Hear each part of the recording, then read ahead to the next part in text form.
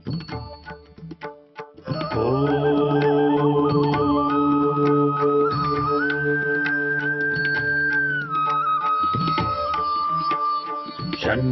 मित्रः शं वरुणः शन्नो भवत्वर्यमा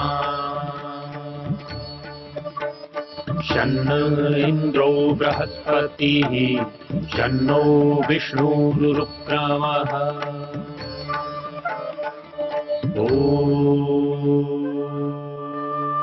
शान्ति शान्ति शान्तिः।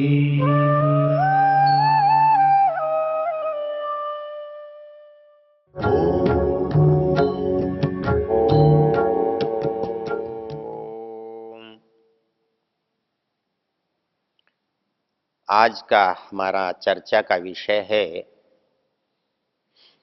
यजुर्वेद के 32वें अध्याय का तीसरा मंत्र। ये मंत्र हमारे लिए बहुत प्रसिद्ध है और ऐतिहासिक भी है। ऐतिहासिक इसलिए है,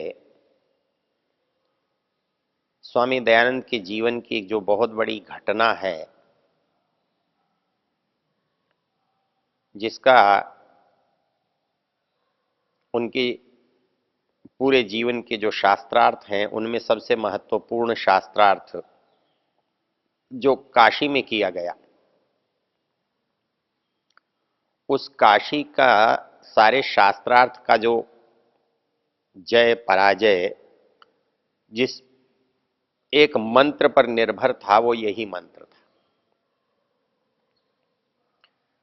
ऋषि दयानंद का पक्ष था वेद में मूर्ति पूजा का विधान नहीं है,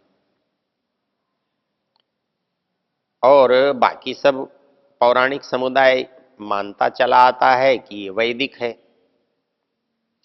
जो काम वेद में नहीं है और किया जा रहा है वो वैदिक नहीं कहला सकता। और वेद समस्त हमारे हिंदू धर्म का मूल ग्रंथ है। हमने पीछे देखा है, वेदो अखिलो धर्म मूलम, समस्त धर्म का जो मूल है वो वेद है। केवल धर्म का ही नहीं है, इसे शास्त्रकारों ने वेद के दो काम बताते हुए इसके दो विभाजन किए हैं। जैसे हम वेद के विषयों का विभाजन करते हैं, ज्ञान कांड है, कर्म कांड है, उपासना कांड है, विज्ञान कांड है, वैसे ही सारे वेद का जो उद्देश्य या प्रयोजन है उसको बांटें तो दो भागों में बांटता है। एक धर्म कांड है और एक ब्रह्म कांड है। एक धर्म को बताता है और दूसरा ब्रह्म को बताता है। धर्म कहते हैं दुनिया में जीने का तरीका, अर्थात संसार में क्या करके अच्छा जिया जा सकता है, क्या अच्छा किया जा सकता है। क्योंकि मनुष्य के पास करने के विकल्प बहुत हैं, तो मनुष्य किसी भी विकल्प को अपनाकर कर सकता है, लेकिन जो श्रेष्ठ विकल्प है उसे धर्म कहा गया है। धर्म कुछ नहीं है, धर्म जीने का सहज सरल सुख देने वाला तरीका है। और किसी भी काम को आप कर सकते हैं, धर्म से भिन्न प्रकार से यदि आप करेंगे तो वो कार्य किया जाता हुआ किया जाकर श्रेष्ठ परिणाम नहीं देगा। तो श्रेष्ठ परिणाम दे सके ऐसा जो काम है, ऐसे जो करने का तरीका है, उसे हम धर्म कहते हैं। तो संसार में जीने के लिए जो करना चाहिए, जैसा करना चाहिए, उसको जो ग्रंथ बताता है वो वेद है। और जीवन का जो उद्देश्य है, संसार में आकर जिस चीज को प्राप्त करना है, जहां तक पहुंचना है, उसको भी वेद ही बताता है। और इसलिए वो ब्रह्म को बताने वाला भी वेद ही है। इसको यदि यजुर्वेद के शब्दों में समझें, वो कहते हैं अंधन तमः प्रविशन्ति अविद्यामुपासते ततो भूय युवते तमो यो विद्यायाम रता। दो शब्द लिए हैं उन्होंने, विद्या और अविद्या। सामान्य रूप से हमारे मन में जो भाव इन शब्दों से जुड़े हुए हैं, जो अर्थ इन शब्दों का हम जानते हैं, वो नहीं है जिनका यहां प्रसंग है। क्यों?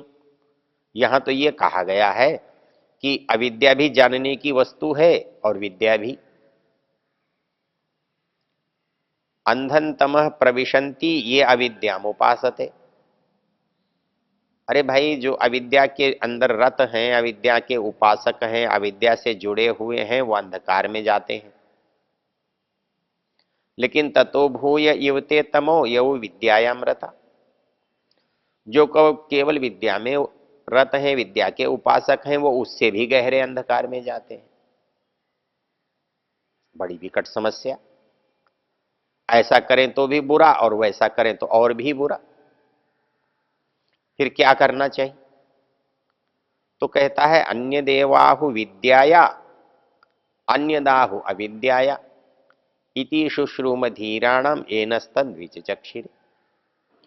कहता है कि तुम जो भी करोगे, चाहे अविद्या करो या विद्या करो, दोनों का फल तो है, लेकिन दोनों का फल जो है वो भिन्न भिन्न है। विरोधी है ये नहीं कहा। सामान्य अर्थ जो हम जानते हैं, जिस अर्थ से हम परिचित हैं, वो विरोधी है। वहां ज्ञान का विरोधी अज्ञान है, वहां विद्या का विरोधी अविद्या है। लेकिन यहां विद्या और अविद्या में विरोध नहीं है। विचित्रता यह है कि विद्या और अविद्या पूरक हैं, एक दूसरे से जुड़े हुए हैं, एक के बिना दूसरे को सिद्ध नहीं किया जा सकता। विद्यांच अविद्यांच यस्तद वेदो भयम सह अविद्यया मृत्युम तीर्त्वा विद्यया मृतमश्नुते। इस संसार को आपने मृत्यु कहा है, तो इस संसार की जो परिस्थिति है उसको ठीक करने के लिए अविद्या की आवश्यकता है, और उस अमृत को प्राप्त करने के लिए विद्या की आवश्यकता है। तो विद्या और अविद्या दोनों पूरक हो गए। अविद्या संसार के लिए आवश्यक है और विद्या मुक्ति के लिए, परमात्मा के लिए, मोक्ष के लिए आवश्यक है। तो यहां अविद्या का अर्थ कम ज्ञान तो है, लेकिन अपेक्षा से, अर्थात श्रेष्ठ तो है मुक्ति का ज्ञान, श्रेष्ठ है ईश्वर का ज्ञान। अंतर इसको ऐसे कह सकते हैं कि संसार के लिए जो ज्ञान है वो उस ज्ञान से कम श्रेष्ठ है। इसको दूसरे शब्दों में उपनिषद में जो कहा गया है, वहां भी इस अविद्या को उपयोग किया गया है ब्रह्म के जानने के लिए। शौनको वै महाशाल आंगिरसम विधिवद उपसन्न पप्रच्छ कस्मिन्नु विज्ञाते भगवं सर्वं विज्ञातम भवती। शौनक ने अंगिरा से पूछा, मुझे वो बात बताओ जिसके जानने से सब कुछ जान लिया जाता है। इतिह स्माह तस्मै स होवाच। उसने उसको उत्तर दिया, द्वे विद्ये वेदितव्ये पराचैव अपराच। अरे बोले भाई, दो प्रकार की विद्या है जो उसको जानना चाहिए। उन दो प्रकार की विद्याओं को जानने से उस एक को जान लिया जाता है। अर्थात इस संसार को जाने बिना उस संसार से परे को नहीं जाना जा सकता। बे विद्ये इतिहस्माह पराचैव अपराच। और जब परा और अपरा का कौन प्रतिपादक है ये प्रश्न उठता है, तत्र परा ऋग्वेदो यजुर्वेद सामवेदो अथर्ववेदः शिक्षा कल्पो व्याकरणम निरुक्तम छंदो ज्योतिषमिति परा यया तद अक्षरम अधिगम्यते। अब मोटी बुद्धि से यहां एक और विचित्र समस्या खड़ी हो जाती है। कहता है तो क्या ऋग्वेद यजुर्वेद सामवेद अथर्ववेद शिक्षा कल्प व्याकरण निरुक्त छंद ज्योतिष ये सब अपरा को जानने के लिए है, फिर परा को जानने के लिए कौन है? तो उसका उत्तर है वेद से ही अपरा को जाना जाता है और वेद से ही परा को जाना जाता है। वेद ही धर्म का प्रतिपादक है और वेद ही ब्रह्म का प्रतिपादक है। यदि केवल धर्म का प्रतिपादक होता तो भी अधूरा होता, और केवल ब्रह्म का प्रतिपादक होता तो भी अधूरा होता। तो ये दोनों अधूरेपन जब मिलेंगे, एक होंगे, एक जगह होंगे, तभी तो वो पूरा होगा। तो इस वेद की पूर्णता इसमें है, वेद का वेदत्व इस बात में है कि इस वेद से धर्म भी जाना जाता है और इस वेद से ब्रह्म भी जाना जाता है। एक वेद को जानने से धर्म का भी ज्ञान और ब्रह्म का भी ज्ञान होता है। तैत्तिरीय उपनिषद का एक सुंदर प्रसंग है। वो कहता है स्वाध्यायम कुरु धर्मम चर। अर्थात स्वाध्याय क्यों करना है? स्वाध्याय तो विचार का, बुद्धि का, चिंतन का विषय है, ज्ञान का विषय है। और धर्मम चर, धर्म जो है आचरण का विषय है,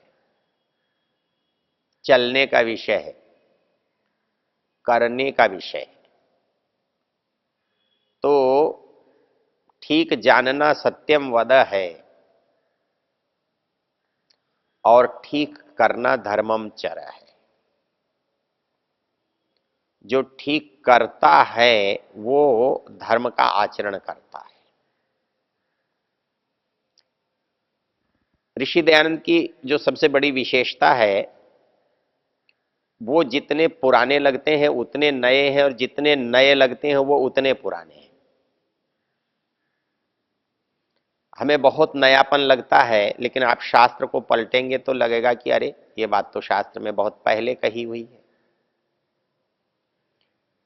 हमें लगता है ये बहुत दकियानुसी बात है, बड़ी रूढ़िवादी बात है, तो पता लगता है इससे ज्यादा आधुनिक दूसरी बात ही नहीं हो सकती। एक उदाहरण, आर्य समाज के नियमों को लिखते हुए ऋषि दयानंद कहते हैं सब काम धर्मानुसार अर्थात सत्य और असत्य को विचार करके करने चाहिए। अर्थात एक तरह से व्याख्या हो गई धर्म की।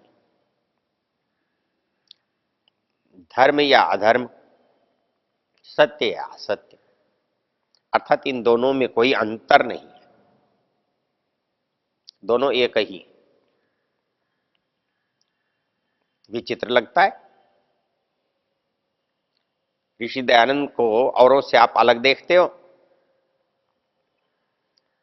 ऋषि दयानंद कहते हैं सत्य और धर्म में कोई अंतर नहीं है। हम कहते हैं धर्म अलग चीज है, सत्य अलग चीज है। हमको लगता है कि धर्म के मामले में सत्य क्यों बोलना चाहिए? जो हम कर रहे हैं, जो हमारी परंपरा में है, जैसा हम मानते हैं, हम उसी को धर्म कहते हैं, वो सत्य हो या ना हो। लेकिन ऋषि दयानंद कहते हैं जो सत्य नहीं है वो धर्म नहीं हो सकता। जैसे यहां वो शब्दों का प्रयोग कर रहे हैं सत्य और धर्म का, ऐसा कि ऐसा ही शब्द प्रयोग आपको छांदोग्य उपनिषद में मिलेगा। वो कहते हैं सत्यम वदंतम आहु धर्मम चरती इति, धर्मम चरंतम आहु सत्यम वदती इति। अर्थात कोई आदमी सच बोलता है, उसके व्यवहार में सच्चाई है, उसके व्यवहार में ईमानदारी है, उसके व्यवहार में औचित्य है, तो निश्चित रूप से लोग उसे धार्मिक कहेंगे। मतलब कोई आदमी सच बोलता हो और ईमानदार हो, ऐसा नहीं होता कि उसे कोई धर्मात्मा ना कहे। और जो धार्मिक कहलाता है, जिसे लोग धार्मिक समझते हैं, जिसको देखकर लगता है कि यह धार्मिक है, चाहे वो तिलक लगाकर बैठा है, रामनामी ओढ़ कर बैठा है, उससे ये आशा की जाती है कि वो सच बोलेगा, उससे ये अपेक्षा है कि वो ईमानदार होगा, उससे हमारे एक धारणा है कि वो धर्मात्मा होगा, सदाचारी होगा। यदि धार्मिक होकर धार्मिक दिखता हुआ कोई दुराचार करता है तो उसे कहते हैं देखो जी, इसने बहाना तो धर्म का पहन रखा है और कर अधर्म रहा है। कोई चोर से, डाकू से, बलात्कारी से धार्मिक होने का, महात्मा होने का विचार नहीं कर सकता, अपेक्षा नहीं कर सकता। तो वैसे ही ऋषि कहते हैं कि ये जो वेद है, चाहे वो संसार का ज्ञान हो या आत्मा परमात्मा का ज्ञान हो, दोनों का देने वाला है।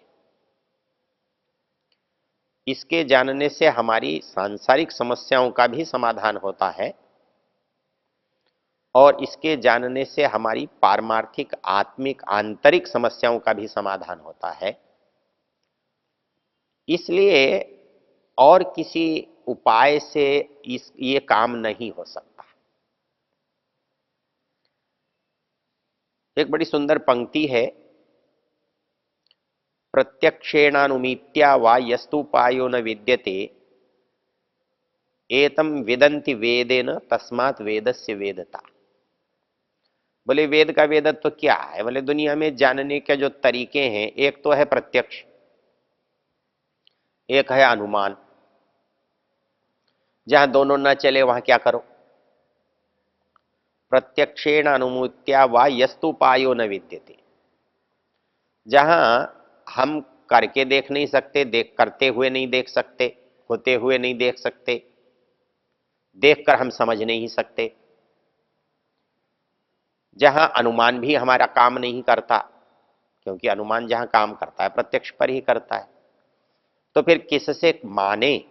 तो कहता है फिर जो वेद कहता है वो मानो। वेदस्य वेदता, एतम वेदन्ति वेदेन तस्मात् वेदस्य वेदता, वही वेदत्व है। ओ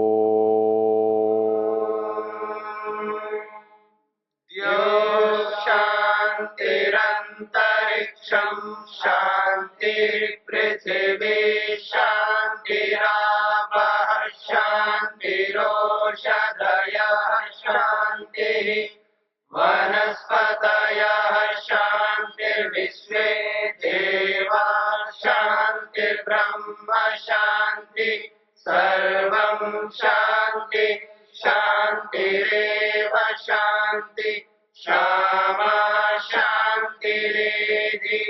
ॐ शान्ति शान्ति शान्ति।